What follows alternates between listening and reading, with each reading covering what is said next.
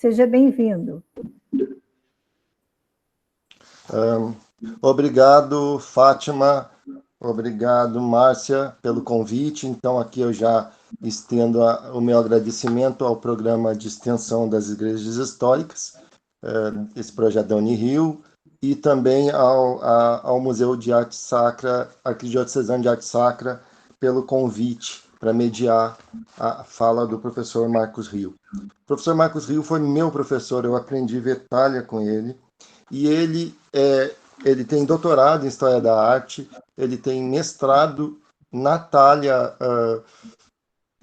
Joanina, e também professor, ele tem a formação no SECO, né, que é a Escola de Excelência de Restauro, né, uma escola de excelência de restauro, e ele vai apresentar a sua apresentação, tem o título de Dos Ouros de Salomão aos Templos de Outros Mares, Talha, Política e Simbolismo. Então vamos poder ouvir agora o professor Marcos Rio, que não precisa de apresentações, né? Mas muito obrigado a todos. Eu me sinto muito honrado, muito feliz de estar aqui junto com vocês.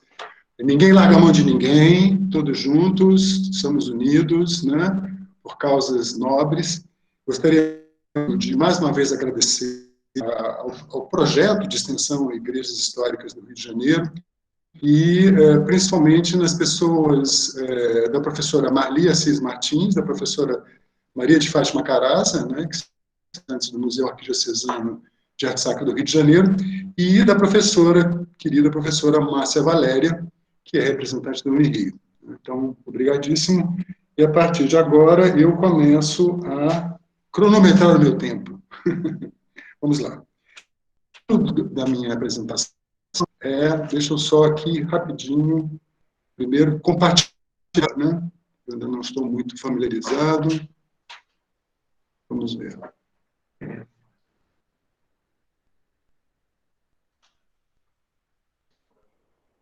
O professor Marcos Rio abre. Alguém conhece Marília?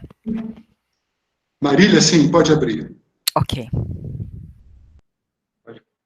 Aqui, né?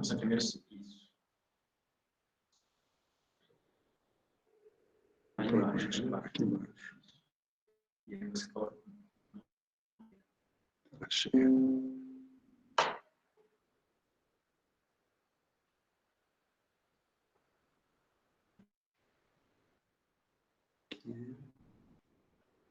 Estão vendo? Estão todos vendo? Sim. Sim. Sim. Ótimo. Muito bem. Estão me ouvindo também com nitidez? Também estamos. Ótimo. Então, o título é Dos Ouros de Salomão aos Templos de Outros Mares, Talha, Política e Simbolismo, ou as possíveis relações entre a Talha nacional e a cultura salomônica. O que propõe para hoje é assunto já tratado anteriormente no 7º Congresso Internacional do SEIB e publicado na revista Imagem Brasileira, número 6, no ano de 2000. Retomando o texto anterior, desejo compartilhar reflexões um pouco mais aprofundadas sobre a Talha nacional, surgida no contexto artístico lusitano da segunda metade do século XX, e sua relação simbólica com o Templo de Salomão. Destaco 3 focos que vão, de algum modo, orientar essa nossa caminhada, a saber, a Talha, a política e o simbolismo. Começando, então, quando se utiliza o termo Talha no luso-brasileiro, a primeira compreensão é a de um artefato esculpido em madeira, de preferência dourado, pertencente a um programa decorativo aplicado à estrutura arquitetônica de um templo cristão. Entretanto, expandindo a possibilidade de compreensão do termo, é possível que o talhar seja uma das ações humanas que primeiro transformou o meio. Parafraseando um saudoso mestre, Moacir Laterça, Nesse momento, nasce o artesanato, conceito fundamental da primeira consciência humana, que, operária, pragmática, utilitária, descobre o mundo com as mãos. O talhar significa igualmente cortar, golpear, gravar, esculpir, sulcar. As mais antigas civilizações nos deixaram resquícios notáveis dessa atividade, reiterando através dos milênios a necessidade de tornar visível, através de diversos processos de materialização da imagem, a representação de inquietações impalpáveis resultantes das experiências vividas entre o céu e a terra. Portanto, é interessante que desde a mais remota antiguidade, o que domina é uma iconografia voltada para deuses, santos, heróis e reis, explicitando uma simbiose entre religião e poder. Aqui eu mostro dois exemplos da arte romana imperial.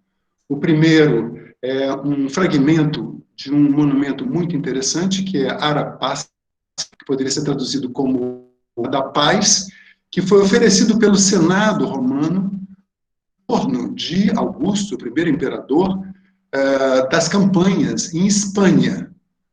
Esse monumento é conhecido, e aqui nós temos uma reconstituição do que teria sido a policromia desse monumento.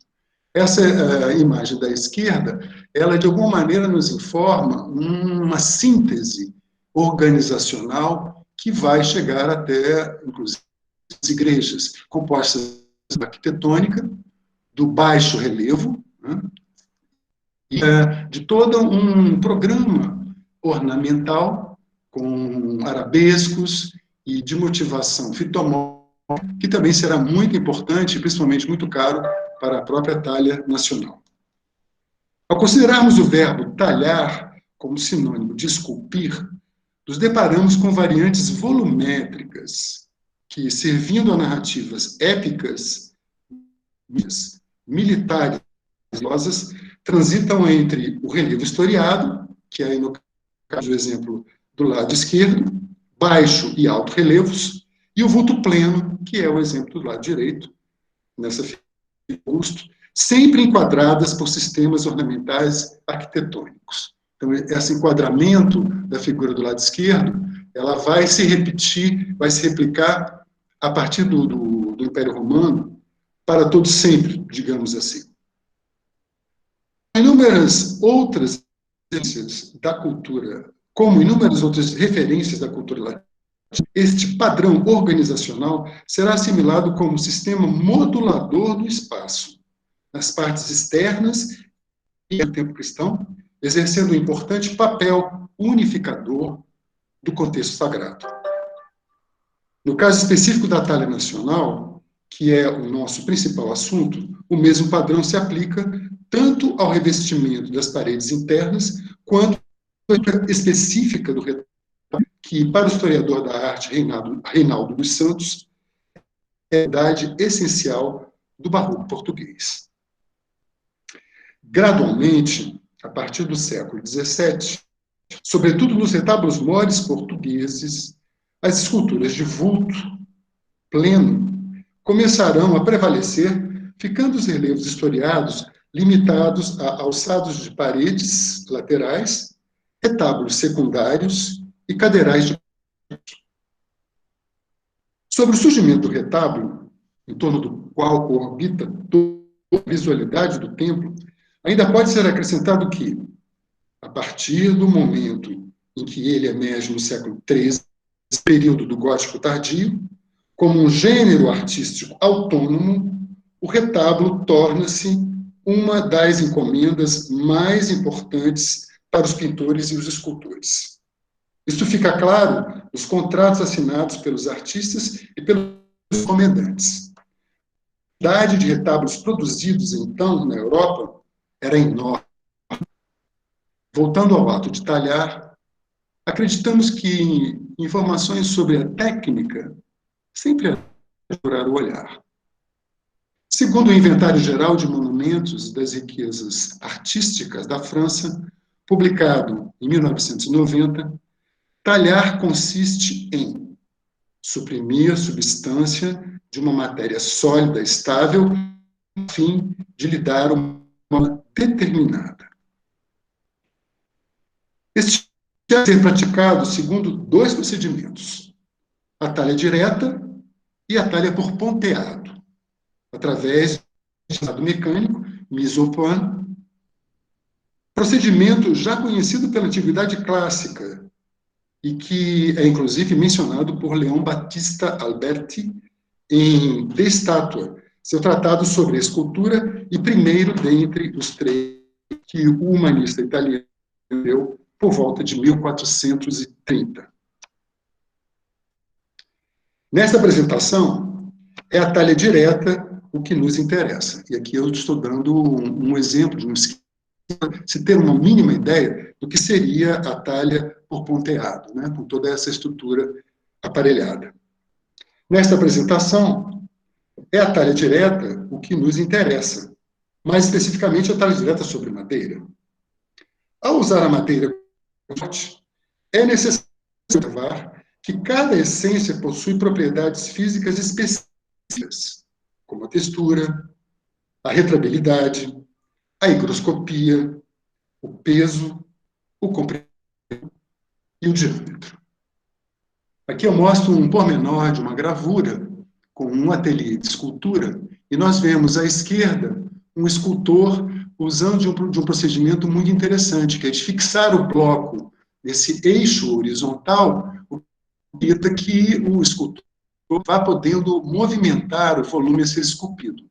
Muito foi esse tipo de técnica que foi utilizada para esculpir as nossas famosas e queridas colunas tursas. Suas propriedades mecânicas, as da madeira, devem ser igualmente notadas. São elas a resistência e a dureza. Deste modo, uma pequena estátua não pode ser esculpida na mesma que uma estátua colossal. O universo instrumental do escultor entalhador é variadíssimo e aperfeiçoou-se ao longo dos milênios de prática, podendo as diversas ferramentas como régua, compasso, esquadro, machado, martelo, marreta, pinças, chanfradores, furador, 10 formões, goias, plainas e grampos serem encontrados em testamentos e em listas de inventários. A partir desse cuidado com a pureza e com o sentido das fibras, inicia-se uma sucessão de etapas. Primeiro, com a formatação do bloco, seguida de desbastamentos sucessivos, na busca de planos secundários. Avança-se para uma melhor definição das formas, o delineamento dos perfis e do acabamento final com lixas e abrasivos. Tais procedimentos servem tanto para os relevos quanto para as esculturas de vulto pleno. O recurso a modelos é igualmente parte indispensável dos procedimentos escultóricos, podendo os mesmos ser definidos por sobre pergaminho ou papel, por desenhos perfurados, os famosos spalvori, que inclusive o próprio Manuel da Costa Taide utilizou na transposição de seus desenhos para o forro da São Francisco de Assis, de ouro preto, gabaritos recortados em finas placas de madeira para a definição das silhuetas, gravuras, protótipos modelados em argila ou cera, protótipos informados, protótipos talhados ou protótipos fundidos. E no caso temos um exemplar dos mais famosos, né, de um protótipo em argila, Michelangelo, em terracota. Desde a Idade Média, os escultores recorrem a desenhos em verdadeira grandeza ou ampliados com o auxílio do compasso sobre o bloco a ser talhado. É o caso do fabuloso disco de retábulo encontrado numa das paredes do consistório da Capela de Nossa do Carmo de Ouro Preto, em Minas Gerais. O fato, inclusive, deste modelo ser datável da segunda metade do século reitera a longa permanência desse procedimento. E aqui, como o risco é muito grande, eu não tive a oportunidade de documentá-lo na íntegra, mas eu compartilho com vocês fragmentos interessantíssimos, a metade de um retábulo em verdadeira grandeza que foi desenhado nessa parede, e que corresponde, de alguma maneira, a um retábulo lateral da nave dessa Capela do Carmo em Ouro Preto. Vejam mais de perto a pulsação, né, do desenho do artista, que a mim, pelo menos, me provoca bastante emoção.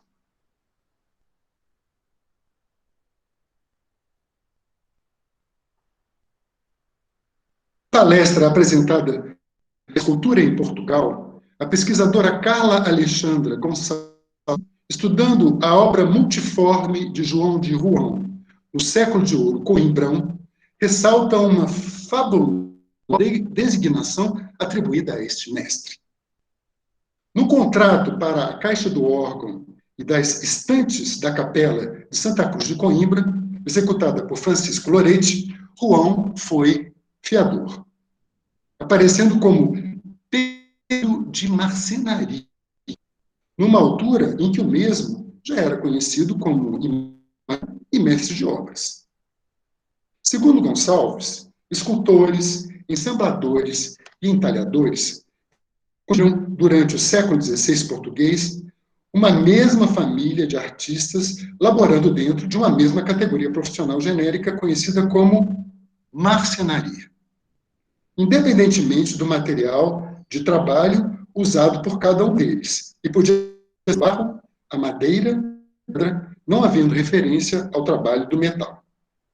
As noções marceneiro de pedraria e entalhador de pedra, para além dos registros documentais da legalidade dos ofícios em causa, os regimentos do ofício dos ensambladores, entalhadores e imaginários, entendidos como carpinteiros de marcenaria, de 1549, acrescentados em 1503 e em 1572, comprovam essa ação até agora inédita no horizonte de nossa historiografia. Gonçalves ainda afirma que, na arquitetura do século XVI, um construtor, mestre de obras ou de pedraria, pedreiro ou empreiteiro, ascende a arquiteto também pela natural evolução dentro das exigências do seu trabalho, fazendo com que a sua oficina vá construindo um uso próprio, que, por vezes, se estabelece no horizonte da inseminação como uma escola local. Em torno da construção de templos, o ato de entalhar sempre catalisou as mais refinadas capacidades mecânicas e intelectuais colocadas a serviço do sagrado.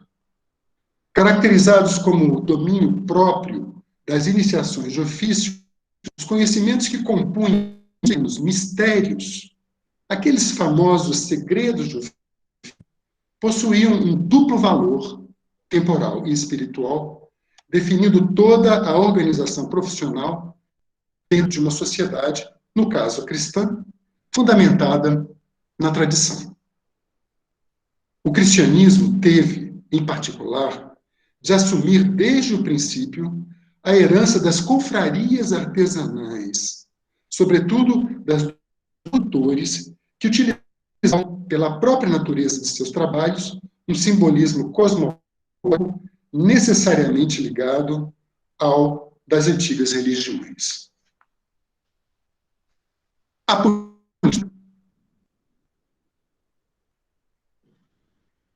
No século XVII, a história da talha nacional é decorrente da história da restauração da coroa portuguesa, cuja realidade é definida por uma considerável complexidade política e econômica, agravada pela crise sucessória ocorrida com a prematura de Dom Sebastião I, último rei português da dinastia de Avis. A partir de 1580, o reino e todo o seu império ultramarino seriam submetidos ao domínio espanhol. Durante 60 anos, essa submissão sempre angariou todo tipo de dificuldade para os portugueses, culminando com uma oração. Revoltas populares que, segundo relatos da época, foram movidas em grande parte por mestères especiais mecânicos, incluindo escultores e entalhadores. Um pequeno grupo da nobreza e de letrados começou a conspirar secretamente para sacudir o jugo espanhol.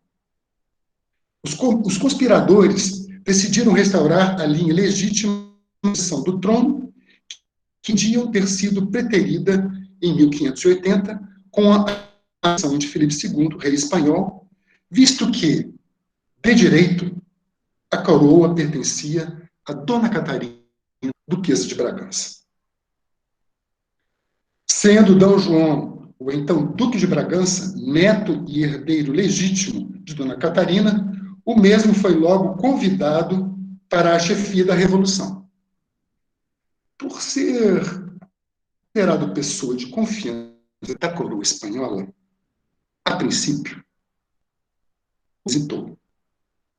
Mas por fim aceitou, inaugurando a nova dinastia portuguesa ao ser aclamado rei de Portugal em dezembro de 1640. Pelo fato de, no mesmo momento, a Espanha estar em guerra contra a França, restou ao novo reino alguns anos para organizar sua defesa, e construindo coisas e conseguindo oficiais, armas, cavalos e aliados, guerra, que de todo modo viria. A paz com a França foi conseguida em 1659, liberando o exército espanhol, que passou a atacar com frequência o território português. Até 1668, quando a paz entre Portugal e Espanha foi finalmente assinada, todos os esforços econômicos e políticos foram direcionados para a defesa da independência recém-conquistada. Historiadora da arte portuguesa Silvia Ferreira, os anos de reinado de Dom João IV, parte dos quais, ainda sob a égide das múltiplas batalhas da Restauração, prepararam terreno para a maturação de um espírito de exaltação dos valores nacionais. Após a paz alcançada com a Espanha e o reconhecimento da soberania de Portugal, o ambiente econômico, social e cultural paulatinamente recompondo-se e reconfigurando-se no sentido do revigoramento e reforço dessa mesma identidade lusa.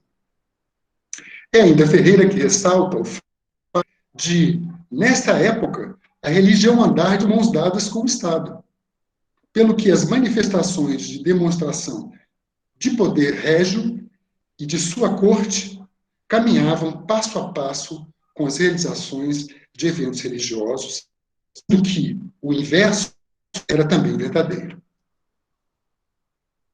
A partir de 1667, quando Dom Pedro I, filho de Dom João IV, sobe ao poder como regente, é que a talha nacional eclodirá em Portugal, num ambiente político em que o contato do soberano com os habitantes do reino torna-se imprescindível na promoção do sentido da unidade nacional.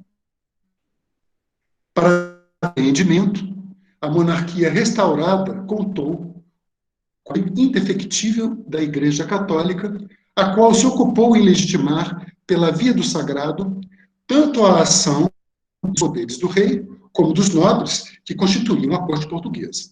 Aliás, tanto o rei como a nobreza eram habituais fiéis frequentadores dos vários templos da capital, contribuindo com o seu erário, quer para a subsistência de muitas ordens religiosas, igrejas paroquiais, bem como para a manutenção e engrandecimento do culto, concretizado em ofertas monetárias ou em objetos de arte. Neste momento, ela refletirá a cultura e o gosto populares com a sua devoção festiva, buscando encontrar respostas para as novas condições da vida nacional. Mais do que isto, como princípio, a principal expressão da arte, ela permitirá a recuperação do atraso causado pela política filipina, permitindo a entrada de formas italianizantes que, pela via da decoração, a participar da renovação do espaço interno do templo. Uma das primeiras referências que testemunham este processo é a infelizmente desaparecida Igreja de Nossa Senhora do Loreto, em Lisboa, que pertenceu à rica comunidade da cidade. A partir de dados documentais, sabe-se que o interior deste contava com pinturas e esculturas importadas de Gênova, e que, principalmente, desde 1671, a principal novidade desta decoração eram nada mais nada menos do que as colunas torças em pedra verde de seu altar-mor. Aqui, evidentemente, não é o exemplar do altar-mor da Igreja Nossa Senhora do Loreto, mas eu selecionei esse retábulo porque ele é contemporâneo desse retábulo mor e várias encomendas feitas por famílias aristocráticas portuguesas no final do século XVII foram feitas para retábulos parecidos com este, que é todo em pedraria, em mármore, onde inclusive vocês veem um belíssimo, um finíssimo trabalho de escultura das colunas torças. A transposição das colunas torças em pedra para a madeira alastra-se em todo o país, criando um estilo com elementos propriamente barrocos, pleno de significado político, onde a mensagem religiosa perde o sentido austero do período anterior, ganhando um sentido teatral. O retábulo nacional é definido por 4 elementos fundamentais: as colunas torças, as arquivoltas concêntricas, a tribuna e o trono. A valorização da zona é um dos objetivos dessa estrutura, que ali abre um espaço, por vezes monumental, a tribuna, no qual se instala um trono de pequenos, destinados à apresentação da custódia com o Santíssimo Sacramento ou apenas de uma imagem devocional. O trono e a tribuna veiculam todo o sentido espetacular do barroco, aplicado agora à liturgia, dúvida, uma das funções sociais de maior importância na época. Ao alastrar-se para as paredes da capela-mor e da nave, a talha não apenas cobre superfícies, como organiza, pelo emolduramento, as áreas reservadas às pinturas, aos embutidos e aos azulejos, aglutinando-as num tecido resplandecente. Dele participam as pilastras, as mísulas, as cornises e os painéis, que, envolvendo até a balada, o púlpito e os cadeirais, respeitam, todavia, a delimitação dos vários campos decorativos à disposição do trabalhador. Esta busca de uma plasticidade dramática e de um maior cromatismo gerador de reflexos luminosos levou o historiador da arte estadunidense Robert Chester Smith a afirmar a expressão igreja forrada de ouro, tendo em conta a sua especificidade e o grau de difusão alcançado.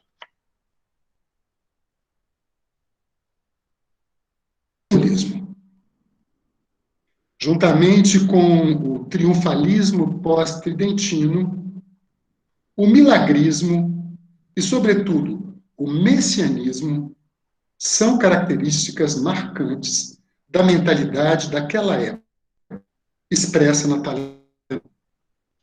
Se, por um lado, o milagrismo transforma-se num método de explicação de quase tudo o que existe e acontece, por outro, o messianismo torna-se um estado instintivo e permanente, o principal dispositivo da escrita de uma história que, pelo menos a partir do sebastianismo, refugia-se em um passado como compensação do presente. Acrescente-se a isto a força da tradição religiosa que, revigorada pelo Concílio de Trento e monitorada pela Santa Inquisição, legitima a realidade forjada pela visão fantástica do homem comum e respaldada pela exegese das Santas Escrituras, assim como pela liturgia, como função social de maior importância, como já foi ressaltado. Sem exceção, todos os escritores do século XVII temas para a prosa dos seus tempos passados. O mais importante monumento que ficou desse gosto pela história foi a Monarquia Lusitana, formada por 8 partes que foram publicadas ao longo de todo o século XVII, entre 1597 e 1729. Há livros expressivos, como os 2 devidos a Bernardo de Brito. A sua narrativa começa ainda antes do princípio, no momento em que era apenas um vago projeto na mente do Criador. A própria de Portugal estava, desde o princípio, nos projetos de Deus, donde resulta que a existência do país independente não era um mero acaso da história, mas uma exigência do plano divino do mundo. Deus desceu até fundar um novo Estado e conversou pessoalmente com Dom Afonso Henriques sobre o assunto na cidade de Ourique. Este é apenas um dos exemplos de ação pela via do sagrado da fundação do Reino Português, onde é atribuída uma espécie de santidade universal ao seu fundador, preenchendo um espaço significativo da narrativa messiânica que fundamenta a tradição monárquica portuguesa. Como um do Velho Testamento, Afonso Henriques recebe diretamente de Deus uma incumbência, a de garantir a existência de um Estado para abrigar o povo escolhido. O mesmo ocorrerá com a dinastia dos Bragança, que, de forma velada, e aqui eu chamo a atenção de um conceito que mais tarde eu vou usar, que é o de kriptos, né? Em grego, numa tradução muito rasteira, significa escondido, né? Uma forma velada. Apropriaria-se do arquétipo de santidade universal, tendo como espelhamento o modelo salomônico em seu processo de legitimação.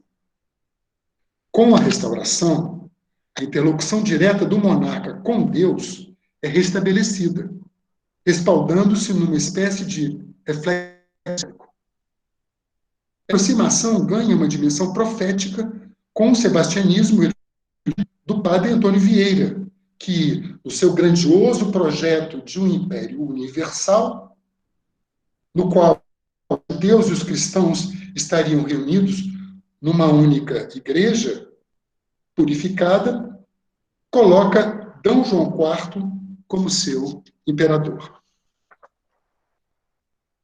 Nesse sentido, a leitura do primeiro livro dos Reis apenas corrobora com este poderoso dispositivo da legitimação.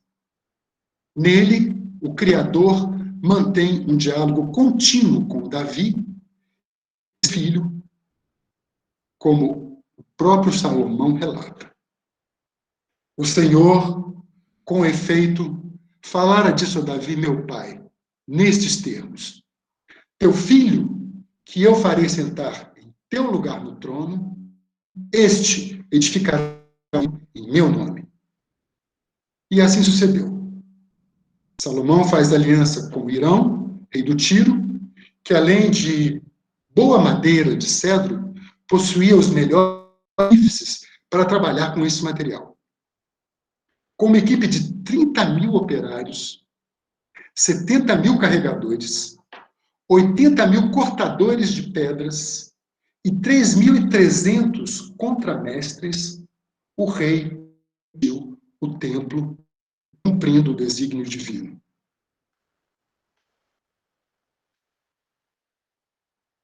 A palavra do Senhor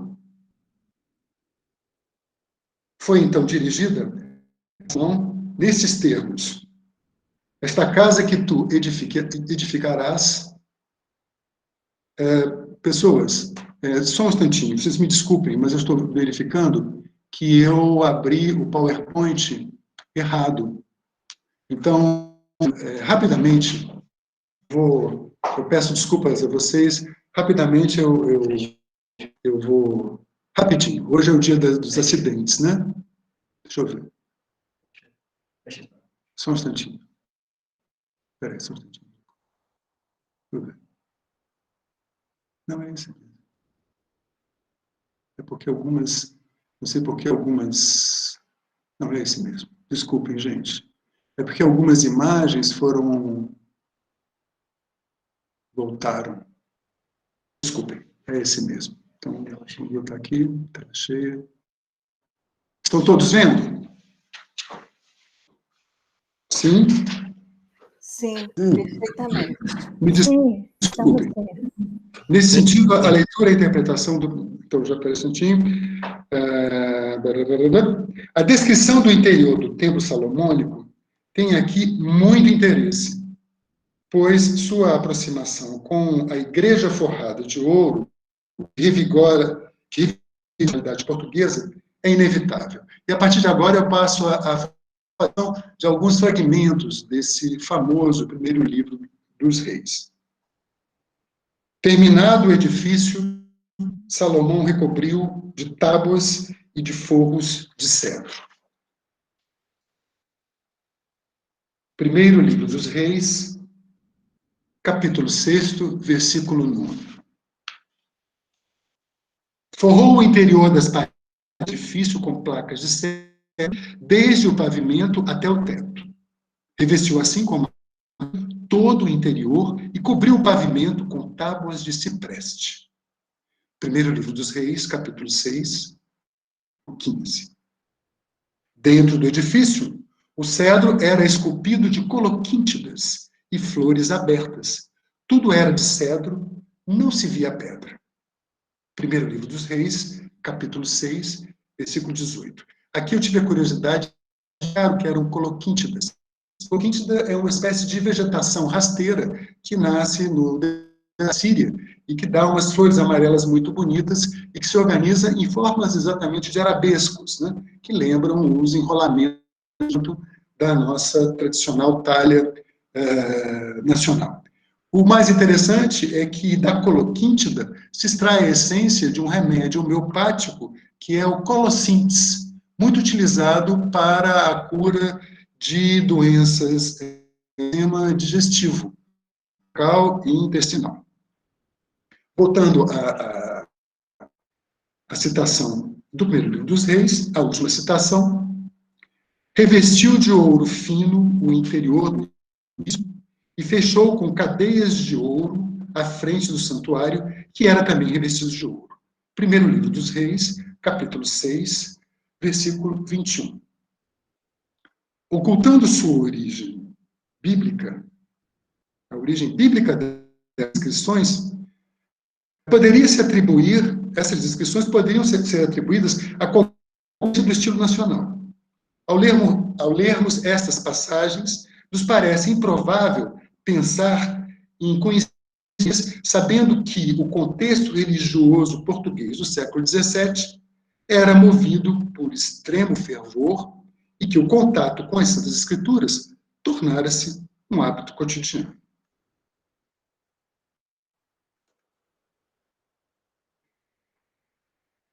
considerando o viés messiânico da cultura portuguesa, outras aproximações de teor cripto-salomônico, e aí eu criei esse termo, né?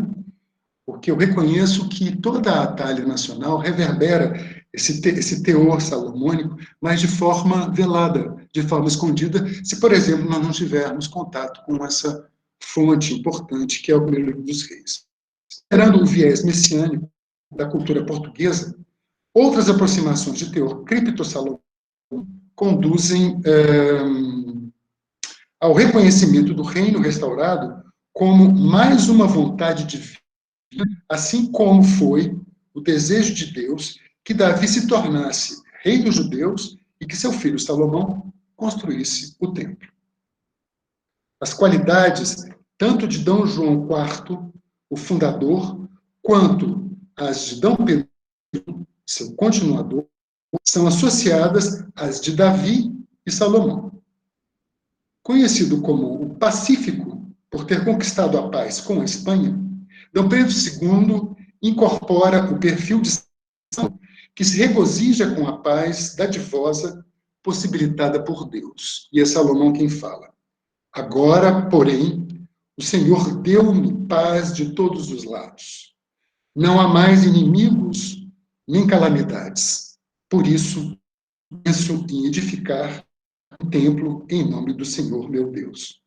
Primeiro livro dos Reis, capítulo 6, versículo 21. Monarcas contemporâneos, como o próprio Luís XIV, regozijavam-se ao ser comparados e retratados como Apolos. Por que, num reino eminentemente religioso, Pedro não se orgulharia de ser reconhecido como um Salomão? Falando de um mundo que é concebido como um organismo harmonioso e hierárquico, no qual analogias e correspondências serviam como chaves para o vislumbre da presença divina em todas as coisas do universo. Pelo seu detalhamento descritivo, o primeiro livro dos Reis é, desde o início, uma fonte sagrada de inspiração para os construtores dos templos cristãos, levando-se em conta todos os santuários do Antigo Testamento, desde a Arca da Santa Aliança, foram edificados segundo a orientação de Deus. Nos manuscritos das corporações medievais, o Templo de Jerusalém é frequentemente citado como modelo de simbolismo geométrico, como fonte de inspiração das boas medidas necessárias à confecção dos bons objetos. Por serem inspiradas pelo Criador, tratam-se de medidas divinas. Sob essa perspectiva, é relevante lembrar que o próprio ritual da consagração das igrejas estabelece constante paralelismo entre o templo cristão e o de Salomão. As primeiras menções que se conhecem sobre as colunas torsas datam do século VIII da era cristã. Elas constam no Liber Pontificalis, livro de biografias dos papas, desde São Pedro até o Essa talvez seja a fonte primária mais antiga a oferecer informações sobre este elemento que posteriormente se tornará a expressão do dinamismo barroco. Segundo o teólogo beneditino Henri Leclerc, as colunas torsas têm uma origem antiga, possivelmente helenística, e já aparecem compondo a iconostase da Basílica Constantina de São Pedro. A construção da nova Basílica, a partir de 1506, muitas delas foram conservadas, sendo distribuídas em diversos pontos do novo templo. Expostas nos 4 pináculos da cúpula, na Capela do Santíssimo Sacramento e na Capela da Piedade. E aqui eu trago esse esquema, que é uma reconstrução possível, feita por um arqueólogo no início do século XX, da base da Constantina de Roma. A iconostase, hoje presente nas igrejas ortodoxas, né, igrejas do cristianismo oriental, é uma espécie de dispositivo que protege o lugar do Santo dos Santos, protege o altar principal. E é sobre essas iconostases orientais que são colocados os ícones, né, os famosos ícones bizantinos, né, a cultura bizantina traz a melhor tradição.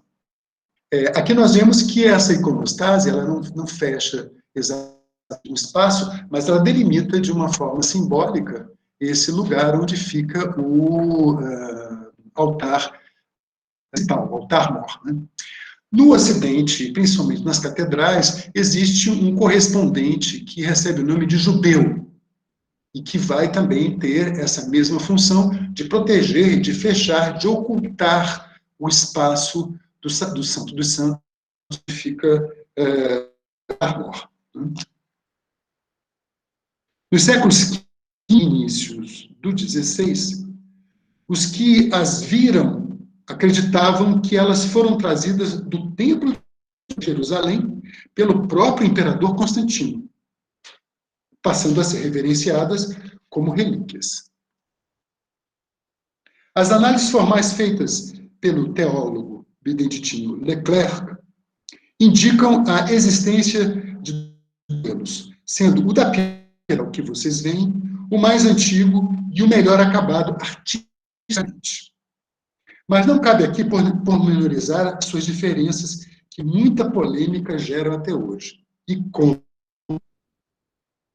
esta opinião sobre a proveniência hierossolomitana, ou seja, de Jerusalém, das colunas, foram tão fortemente estabelecidas que os vários artistas passaram a reproduzir tais modelos sempre que se representasse algum, incluindo o templo de Jerusalém, nas tentativas de se recuperar um pouco da cor local da terra em que Jesus viveu. A conclusão a que se chega é a de que houve dois tipos de coluna denominadas salomônicas. Ambas serviram como inspiração para diferentes grupos de artistas, desde a segunda metade do século XV. A partir de então, as produções gráficas se multiplicam. Novas interpretações surgem e são assimiladas como metonímia do Templo de Jerusalém, da maneira como a coluna se espalhou. Então, nós temos aqui um pormenor de uma tapeçaria, em que os cartões foram feitos por Rafael, e vocês podem observar que desde o Jean Fouquet, né, que é um maravilhoso artista francês do início do século XV, é uma iluminura de uma obra de um judeu que iniciou a destruição final do Templo de Jerusalém, no ano 70 da era cristã, pelo exército romano. Vocês veem que, com Jean Fouquet, existe a reprodução do primeiro modelo, do modelo da Capela da Piedade, né? Que é novamente retomado pelo Rafael, né? Nessa tapeçaria, claro, os cartões de Rafael que foram utilizados para a tapeçaria, e que também é utilizado por Rubens, nessa maravilhosa né? O interessante é ver que a propagação da coluna salomônica, ela chega até o século XVIII, evidentemente, e ela está presente no famoso Tratado de Arquitetura do Giovanni Battista Piranesi.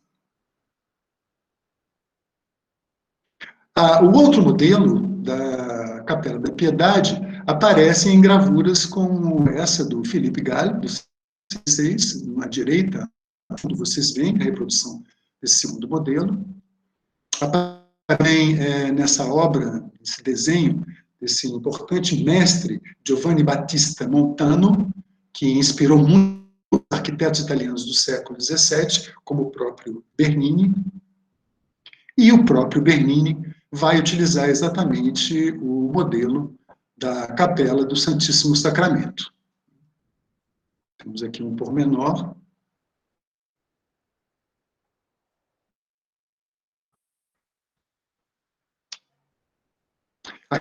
E a chegada, né, da coluna salomônica, né, do segundo modelo, na França, e temos um teatro efêmero, vejam só a riqueza disso, porque, na verdade, essa peça teatral ela vai ser encenada nos Jardins de Versailles, né?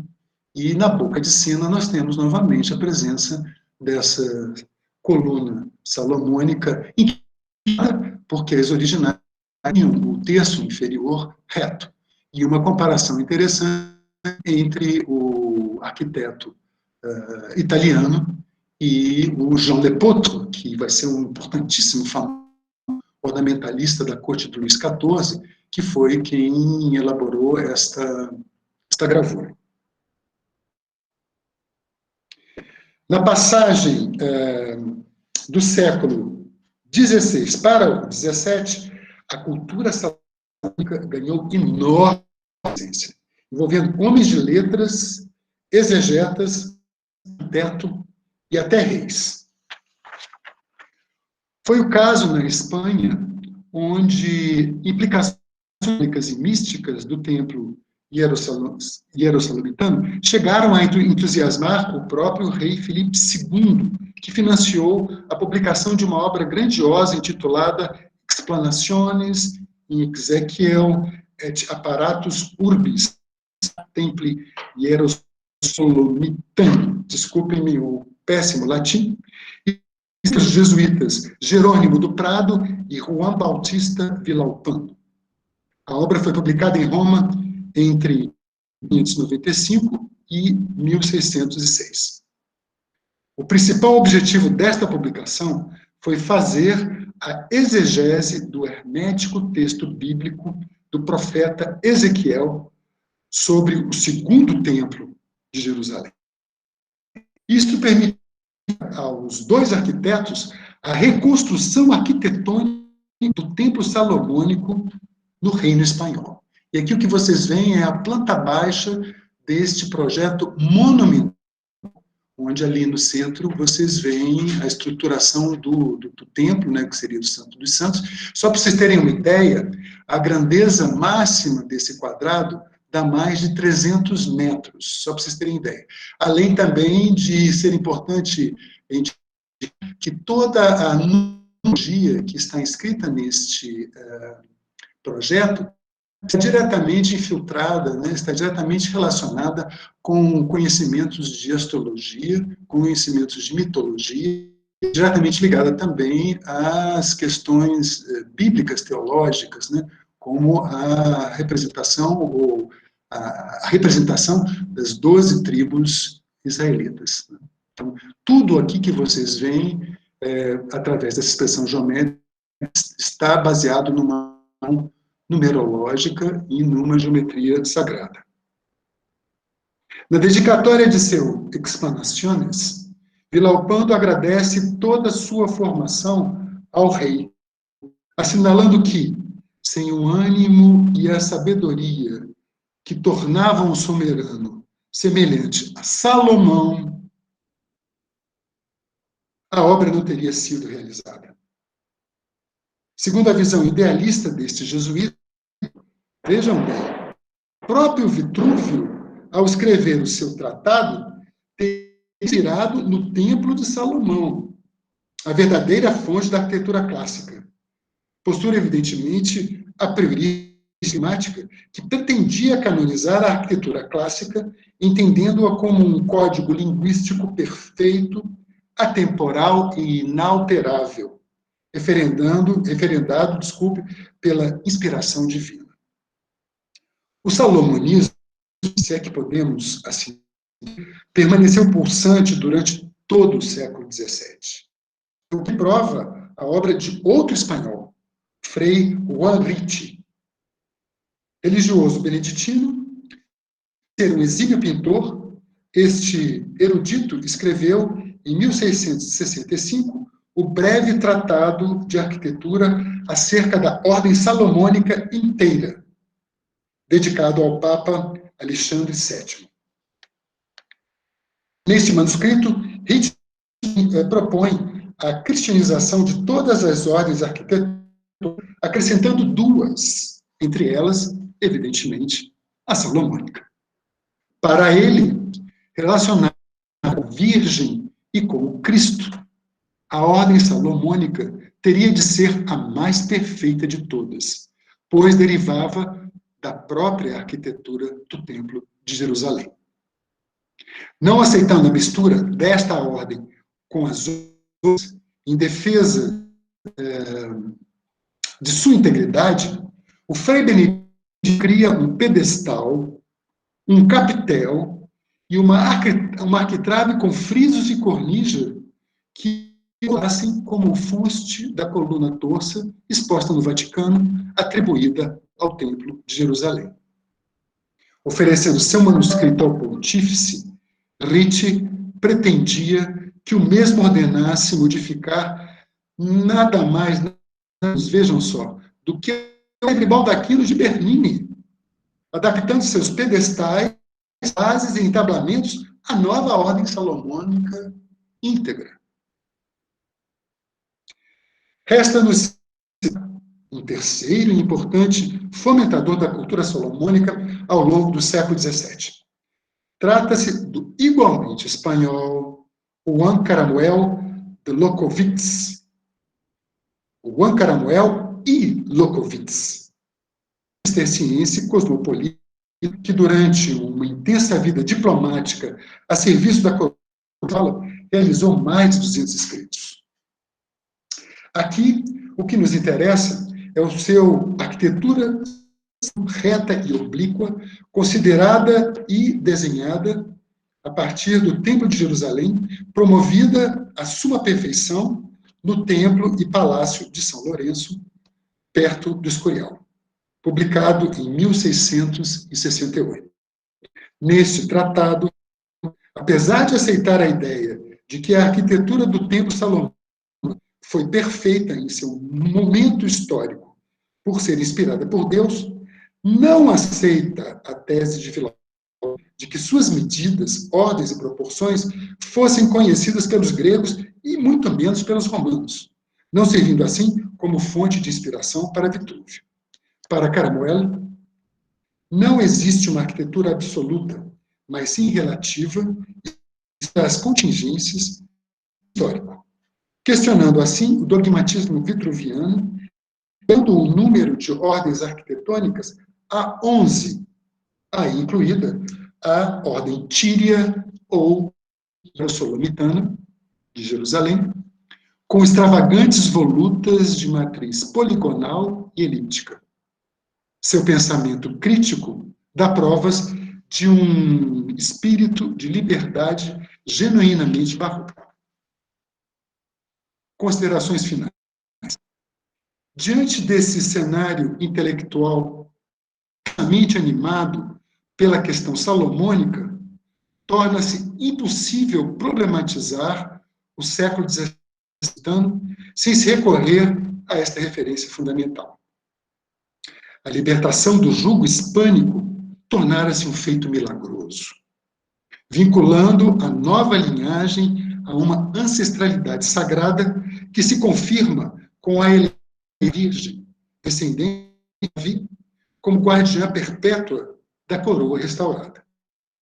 Nesse processo de recuperação da soberania monárquica, é bom lembrar a natureza perpétua da realeza, pela qual a dignitas real sobrevive à própria pessoa física de seu rei. Le roi ne meurt jamais. O rei não morre jamais. Para as Ezequias,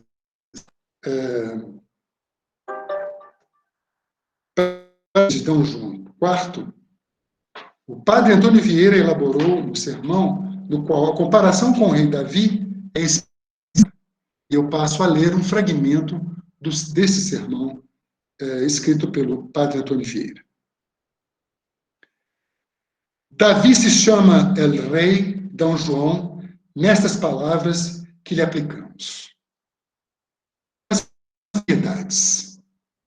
Por excelência da música, a que ambos estes reis foram dados, porventura por serem ambos domadores de feras, Porventura, por ter um filho Salomão? Porventura, por prudência, pela vigilância, pela piedade, pela justiça, pelos sofrimentos e trabalhos em que ambos foram insígnes? Porventura, finalmente, por saberem ajuntar com a majestade, virtudes raras dos reis, e Davi foi tão favorecido de Deus? Grande sentimento tenho de não poder fazer sobre essas verdades um particular discurso. Em todas se pareceu o nosso bom rei com Davi.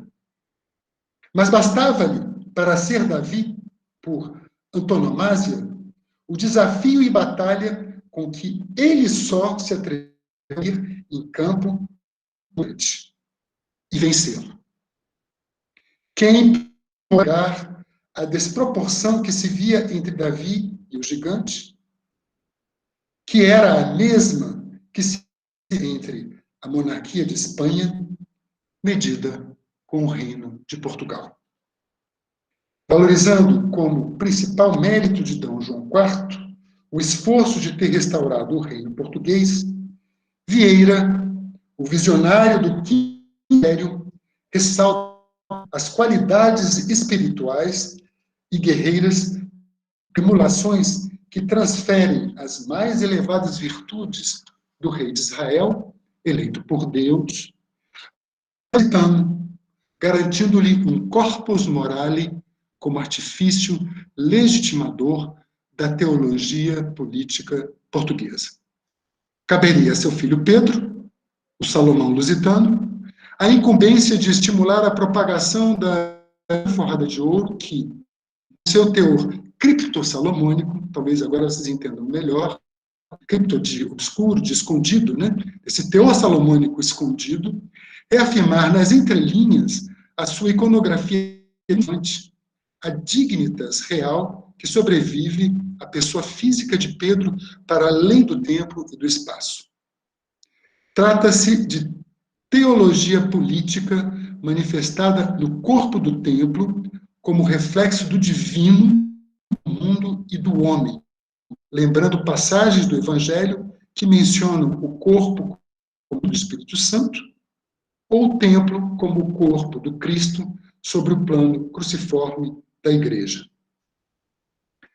Doravante, em qualquer lugar do mundo onde houver um templo, capela ou matriz, forrado com o ouro da talha nacional, a dignitas real lusitana estará presentificada em conexão atômica com o corpo do próprio Cristo. Monarquia e igreja andam de mãos dadas. Lembram-se?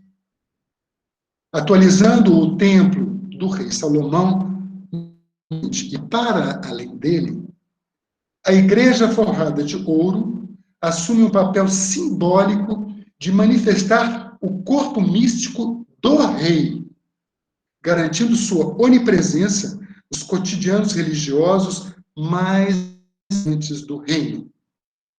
A distância entre Lisboa e Vila Rica é de 7.480 quilômetros.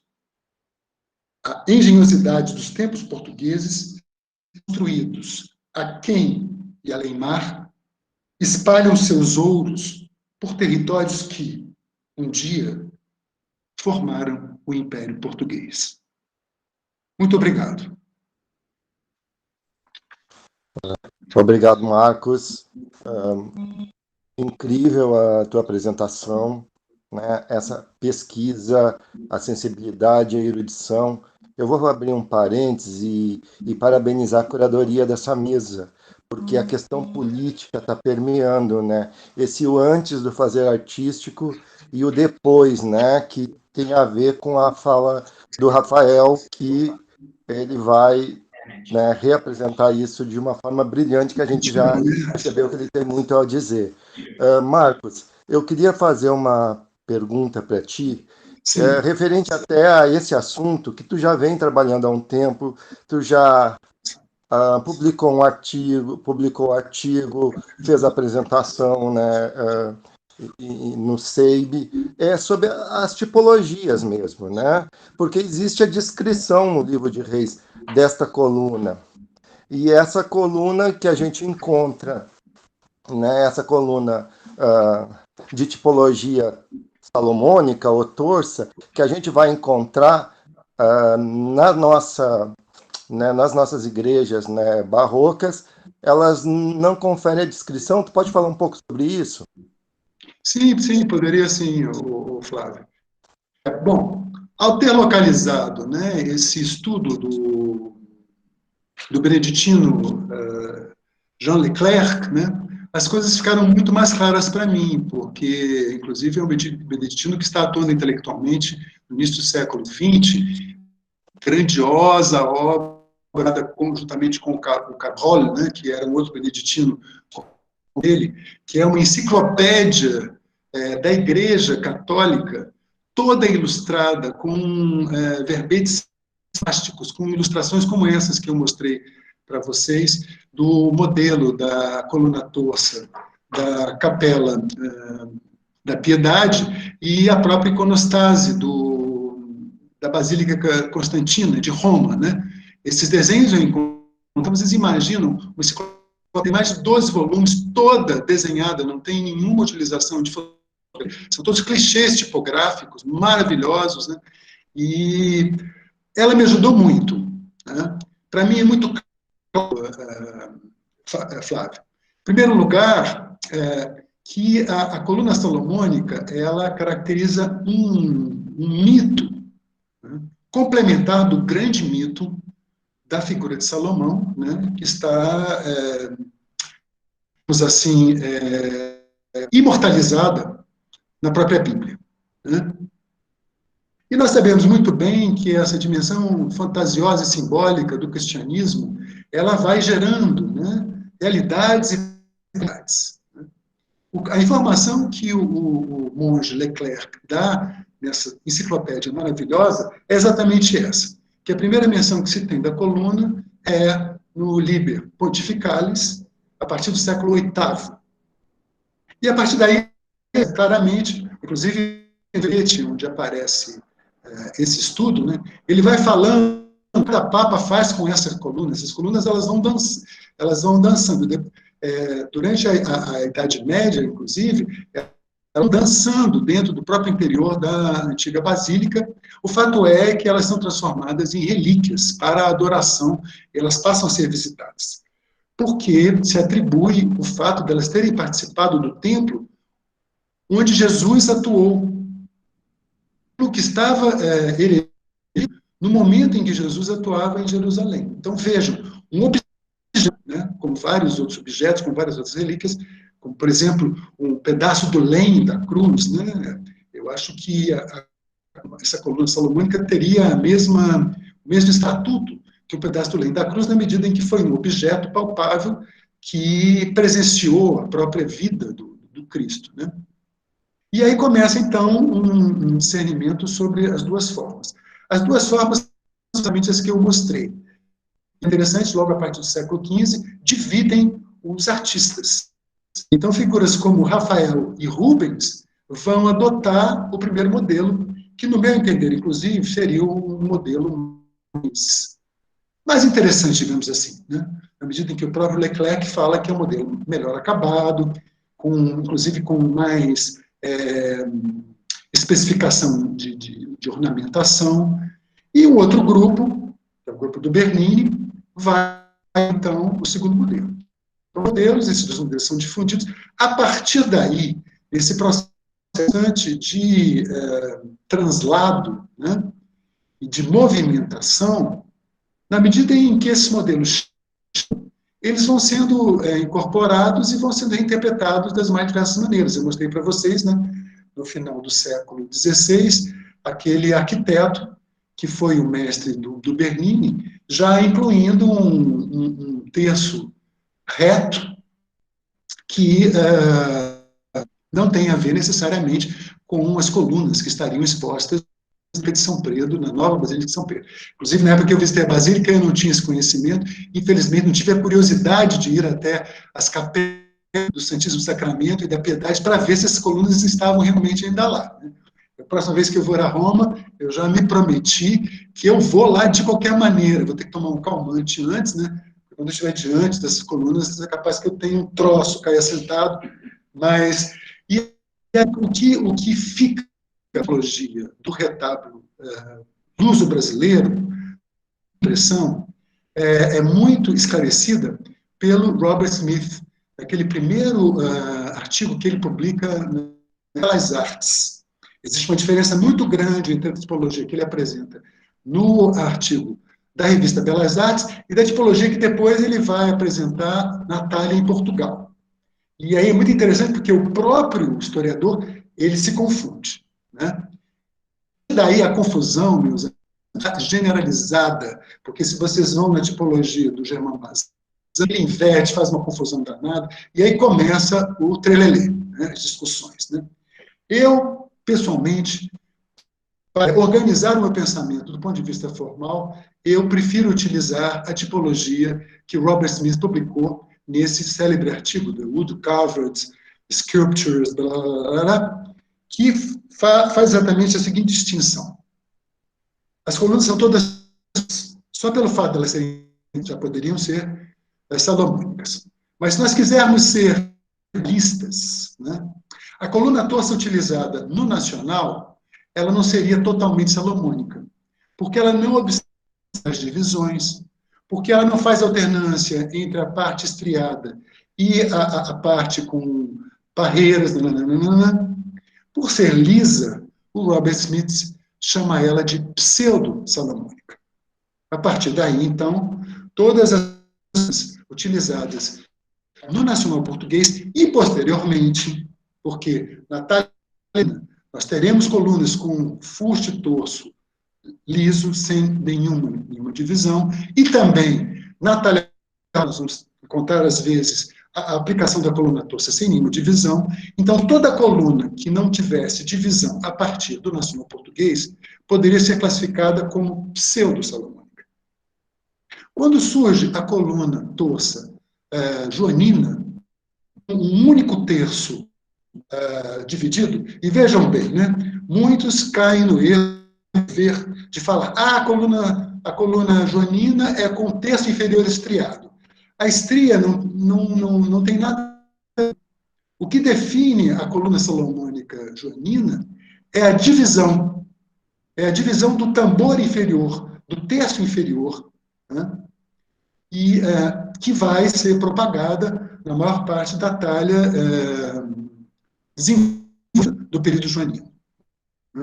Se bem que no período joanino é capaz de nós encontrarmos a coluna pseudo-salomônica. A esta coluna, com um único terço dividido, o Robert Smith chamou de quase salomônica. Eu acho muito interessante, porque se faz a distinção. E no contexto luso-brasileiro, praticamente só existem essas duas colunas. A coluna pseudo, que é a coluna com fuste sem divisão, que começa a ser utilizada a partir do final do século XVII, e a coluna quase salomônica, que aparece lá de 1730 e começa a ser muito divulgada e muito aplicada nos retábulos joaninos, né? Então, eu prefiro seguir esse fio condutor do Robert Smith, o artigo que ele publica com essa tipologia. Esse é o meu procedimento. Agora, a partir daí, meu amigo, vaidades, fogueiras de vaidades à parte, né? Cada um vai dar um tiro para um lado, e aí é da consciência e do puro externo e mesmo da cuidade visual de cada um, né? Eu sigo um grande Robert Smith, e ele me ajudou muito a resolver esse problema na hora de identificar essas tipologias. Eu acho que o Rafael, fazer uma pergunta para o Rafael. Deixa eu ver. O Rafael vai abrir o microfone. Oi, tô aqui. Tá me ouvindo? Ô, Rafael, tudo bem? Tudo Rafael, bem. podia falar um pouco dessa experiência, né? De todo esse rastreamento, né? Baseado, né? Em documentos, né? Em relatos de religiosos que né, que parte todo esse trabalho de catalogação dessas imagens, né? O que eu sei é que vocês faziam parte de uma equipe interdisciplinar, né, com figura de restaurador, de religiosos, né, museólogo, a figura do museólogo, né, muito importante a tua fala, né, para entender, né, a importância, né, do inventariado, né? Então, pode falar um pouco dessa experiência? Claro, claro. Bom, a equipe era realmente interdisciplinar, né? Tinha gente da área de história da arte, de museologia. A gente sempre trabalhou, na época, com um convênio com a Unirio também, inclusive de estágio curricular. A Fátima, né, a museóloga do Museu Arquidiocesano de Arte Sacra, por exemplo, trabalhou conosco lá no INEPAC, acompanhou o nosso trabalho. Então, de certa maneira, também a gente ajudou um pouco na questão da formação, né? Porque essa parte de identificação de acervo, ela é muito específica e muitas vezes dentro da universidade assim acaba havendo um afastamento natural das obras, né? Do objeto em si, por causa das teorias, por causa dessa necessidade toda de preencher diversas lacunas, né, do conhecimento. Então, nesse sentido, eu acho que foi uma experiência bem proveitosa também, porque muita gente acabou levando essa experiência para outros lugares e a Fátima, eu diria que seria um dos exemplos disso.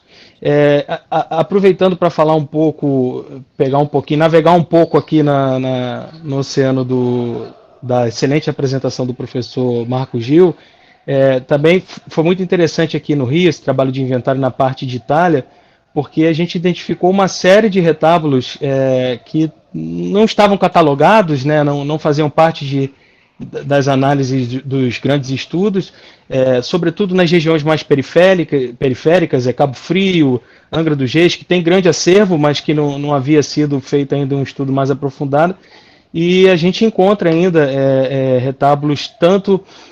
na maioria dos casos a gente vai encontrar talha joanina e ainda uma quantidade ainda maior de rococó. E no rococó do Rio de Janeiro, esse rococó litorâneo, por exemplo, essa coluna torça, ela vai se manter no rococó, né? Que alguns manuais colocam essa coluna torça, o fim delas, elas acabam, né? Como se fosse assim, né? Que acontecesse na história da arte. Acabou aqui. E aí entra o rococó, não tem mais. Aqui no Rio tem muito no rococó. Ainda vai se perpetuar no rococó do Rio. Eu acho que a gente pode agora abrir para outras pessoas, né, da sala que querem perguntar. Alguma questão? Gostaria de fazer um comentário, Padre Carlinhos aqui.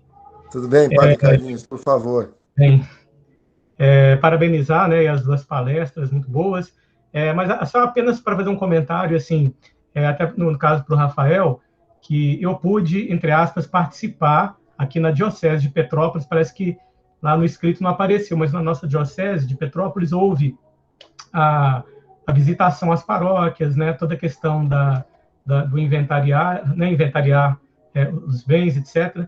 E eu lembro que foi uma fase muito boa aqui na Diocese, porque eles vinham, a equipe vinha, alguns ficavam nas paróquias, até dormiam. Eu pude mesmo, na época, organizar almoços, o encontro com os padres, né, das paróquias onde existiam bens assim a serem catalogados, né? Então foi uma experiência muito boa, claro, né? Exigiu uma equipe, e aí os padres se interessavam também, isso que eu achei bom, né, porque muitos padres que não tinham conhecimento, interesse, nossa, né, não sabia que a minha paróquia tinha isso ou aquilo, enfim, né? E agora, quem sabe se no futuro, por que não, né, uma revisitação, né, não sei, em nível de ver como anda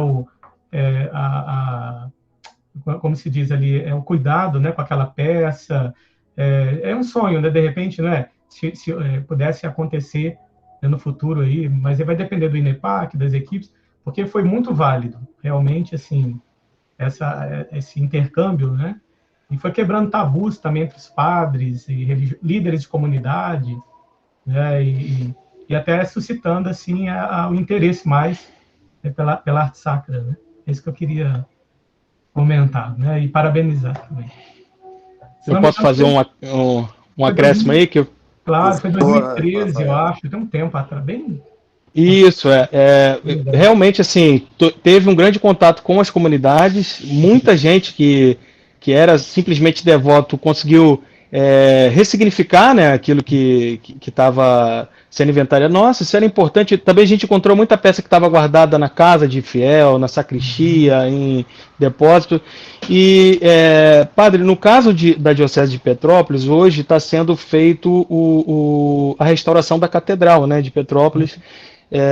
Eu tenho, inclusive, ajudado lá também, tenho ajudado bastante, e o objetivo de Dom Gregório é fazer um inventário da Diocese de Petrópolis. Então, assim, é isso, porque não deu para eu chegar nesse ponto hoje, mas se Deus quiser, numa próxima apresentação eu consigo chegar. A ideia tem sido distribuir e regionalizar ainda mais esses inventários, levar também esse papel de inventariar, essa responsabilidade para os proprietários, né? Que isso facilita. Primeiro que o inventário fica mais abrangente, e depois, e por ficar mais abrangente, ele vai acabar sendo um pouco mais profundo também. A gente vai identificar outras coisas que às vezes, num trabalho mais expansivo, pode se passar batido, e com esse tipo de trabalho a gente consegue alcançar. Então a expectativa, o Dom Gregório sabe melhor do que eu, mas a expectativa é de captar recursos para fazer um inventário diocesano também, como está sendo feito na Arquidiocese do Rio, que eu tenho conversado com a professora Márcia, a Fátima também está ciente, é um projeto que está avançando bem também. Então a ideia tem sido regionalizar esses trabalhos, porque hoje esses órgãos de tombamento, IFAM, INEPAC, fora toda essa questão, né, desse contexto de crise financeira, econômica, eles têm que dar muita satisfação também da parte de fiscalização, então isso acaba absorvendo muito eles. Então essa parte de identificação hoje acabou sendo um pouco descontinuada, né? Mas a gente não pode esmorecer. Eu acredito que aí nos próximos meses vai ter novidade boa em relação ao Rio, e Petrópolis eu imagino que em breve também. Sim. Bem. Obrigado, padre. Obrigado, padre. Alguém tem mais uma questão? Fátima? Opa, por favor, Marcos. Marcos Rio. Vai lá, Marcos. Ô, Rafael, nesse trabalho hercúleo em Graças fazem no Rio de Janeiro, dá para a gente uma informação de como andam arquivos de documentos. Isso me interessa muito pelo seguinte, né? Na minha trajetória longa como historiador, isso nos faz sentir como se nós fôssemos, assim, os mais danados de todos os danados da face da Terra, né? A questão da documentação de arquivos de documentos no Brasil é uma questão trágica, dramática. Todos os tipos de dificuldade, que começam, evidentemente, com os nossos queridos insetos, os companheiros planetários, né? E que culmina com uma má intenção e uma má vontade estrutural de todas as instituições. Aí eu não excluo nenhuma. Das instituições religiosas, das instituições governamentais. Eu não sei o que acontece, eu estou começando, inclusive, a refletir do ponto de vista por que os brasileiros e as instituições brasileiras têm tanta má vontade com a memória, com o passado. Porque a maneira como determinados arquivos são tratados, ou a maneira como determinados arquivos é impedida, né, me leva a crer que existe uma ideologia. Existe realmente uma postura política, uma vontade política de não permitir que nenhum tipo de pesquisador tenha acesso a determinadas informações. Quando, na verdade, todos esses arquivos conseguiram sobreviver desde os tempos mais remotos de Adão e Eva, seriam, no meu entender, patrimônio da humanidade, né? As respectivas instituições deveriam simplesmente assumir a responsabilidade de preservá-los e de permitir o acesso, simplesmente. Aí eu já entro numa questão que é mais no nível ético da discussão, né? Porque os nossos colegas portugueses, né, apesar de existem também dificuldades, eles têm vão numa biblioteca pública municipal e lá eles encontram. Eu acho que a Revolução Liberal em Portugal no século XIX, de certa forma, ajudou a concentrar todos os arquivos de mosteiros, de casas paroquiais, sob a égide do Estado. Isso, de uma maneira ou de outra, ajudou a um tipo de organização que hoje é fantástico. Eles têm uma liberdade e uma facilidade de argumento que nós absolutamente não temos.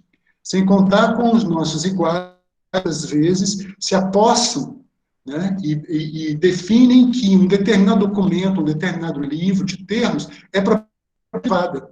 E chegam, inclusive, a esconder para que outros pesquisadores não tenham acesso.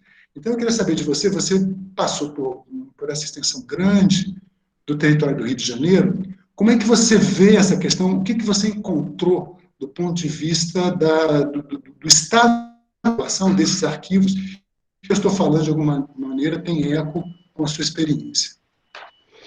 Todo eco possível. Eu acho que você matou tudo, professor, quando falou da questão da institucionalização. Aqui no Rio tem discrepâncias porque em alguns lugares tem alguma instituição, tem já uma institucionalização, mesmo que seja a nível diocesano ou a nível dos municípios, né? Eu citei no começo da fala a questão do Arquivo Histórico de Campos, que tem feito um trabalho muito interessante de acautelamento de documentos. Então, lá avançou um pouco mais. Diocese de Petrópolis, do Padre Carlos, também foi feito um trabalho do Dom Gregório de reunir esses arquivos. Agora, tem situações, por exemplo, que são calamitosas. Angra dos Reis, eu andei pesquisando a situação dos arquivos das igrejas de lá, muita coisa, por causa da presença dos carmelitas na região até hoje, coisas das paróquias de lá foram remetidas para a sede da província de Belo Horizonte. Então, eu tive que ir para Belo Horizonte pesquisar sobre Angra. Então, aí quando começa a ficar indireto assim, né, fica muito mais difícil. Então, é muito discrepante. Algumas regiões avançou um pouco mais, outras a gente tem uma dificuldade extrema. E muita coisa se perdeu. Em relação, por exemplo, aos franciscanos, que eu pesquisei na época da dissertação do mestrado, é a mesma situação, foi tudo para São Paulo. Então você tem que ir para outra região, e a gente sabe que o volume de pesquisa depende muito também da acessibilidade dessa pesquisa, do acesso que o estudante vai ter, né? Quanto mais a gente vê que o estudante pesquisa, até eu e Miriam a gente fica conversando sobre isso, né? Que o estudante doutorando, mestrando, muitas vezes ele vai para a teoria porque é mais barato também, entendeu? Porque para você fazer campo, você precisa se deslocar, você precisa. É o que o padre comentou aí, teve toda uma mobilização da diocese para receber os técnicos, porque não é uma tarefa muito simples, né? Então, nesse sentido, a gente carece disso, de ter, eu não sei se seria a nível público ou a nível da CNBB através dos regionais, com as dioceses, para poder organizar isso melhor, porque realmente em alguns lugares a gente tem acesso a alguns documentos, em outros a gente tem que mudar de estado, né, o que dificulta muito. Então, nada diferente da realidade de outros lugares do Brasil. Muito obrigado, Rafael. Nada, professor. Márcia, tu tem alguma consideração agora? Não, eu pensei que alguém fosse fazer alguma pergunta. Desculpa, Vamos porque ver eu tô. se mais alguém vai perguntar, então. Mais alguma questão aí, Marcos, pessoal? você ainda quer falar alguma coisa? Marcos Rio, está com a mão levantada. Sim, está com a mão levantada. Professor Eduardo levantou a mão. Eduardo Duarte. Por favor, professor Eduardo. Obrigado, peço desculpa. É que eu estou a acabar de jantar, desculpa. É por isso que não vou aparecer, que estou na cozinha a comer. Eu gostei imenso. Os meus parabéns ao professor Marcos Gil e ao Rafael Azevedo. Gostei muito das duas apresentações. O Rafael de facto, nós aqui em Portugal também temos esse problema. Eu acho que é uma questão de tempo. Há uns anos atrás estávamos muito, muito mal. A Igreja, aqui em Portugal, tanto quanto eu sei, tem, como no Brasil naturalmente, arquivos importantíssimos e hoje eles já estão preservados, já começam a estar, enfim, livres e os investigadores podem trabalhar. Mas há uns anos atrás não era assim tão fácil. Atenção, quer dizer, estamos a mudar nesse aspecto. As dioceses em Portugal têm feito esse esforço também, sendo que as maiores dioceses têm hoje pessoas que estão a fazer mesmo os inventários. E isso é um trabalho importante, mas também é preciso, evidentemente, fundos, dinheiro para essas equipas multidisciplinares. Mas eu tenho confiança que daqui a uns anos o panorama no Brasil seja diferente, não é? Esperemos que sim. E aqui em Portugal, há uns anos atrás, o panorama também não era nada famoso. Por isso, muitas vezes é aquele trabalho quase de arqueologia que o Rafael fala, não é? E é importantíssimo fazer esses levantamentos a nível local.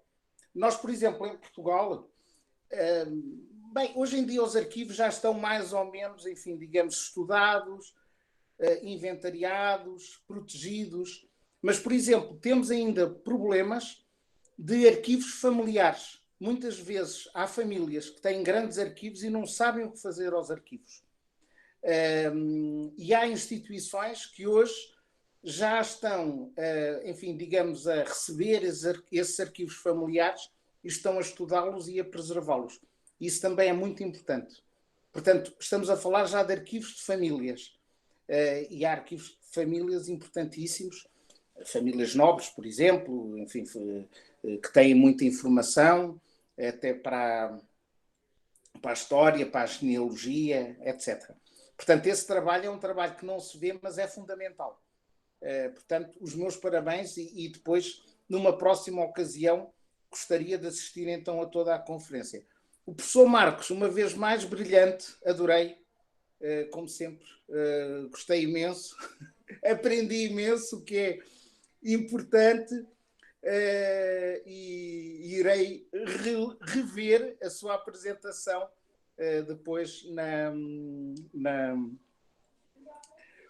no YouTube, não é? Portanto, na gravação. Há bocadinho tinha falado de uma coisa e eu lembrei-me, eu agora não consigo, peço desculpa que estou com o iPad, mas o professor Marcos disse que a coluna salomónica estava muito associada a Cristo. E eu lembrei-me de um desenho, depois se quiser um dia até eu posso partilhar consigo, posso lhe enviar através da Márcia, em que o nosso Francisco de Holanda, quando foi a Itália, e fez o álbum das antigualhas de desenhos, não é? O álbum das antigualhas de Itália. Ele faz exatamente, copia a coluna salomónica, uma das colunas salomónicas de Roma, e é muito interessante porque põe Cristo encostado a pregar. E então ele explica, esta é uma célebre coluna que veio, enfim, do Templo de Salomão, e na qual Cristo se repousava, portanto encostava-se e pregava e produziu inúmeros milagres. Essa referência é muito interessante. Porque referência maravilhosa, professor. Nossa, que referência maravilhosa. Eu poderia ter acesso, gostaria de ter acesso a... Eu posso lhe enviar depois. É muito maravilhoso, maravilhoso. Porque ele faz exatamente isso, porque a coluna não era só...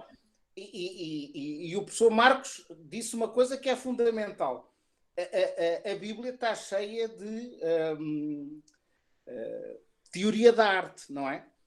Por exemplo, eu costumo dizer, e é verdade, o primeiro exemplo de arquitetura pré-fabricada é o Templo de Salomão.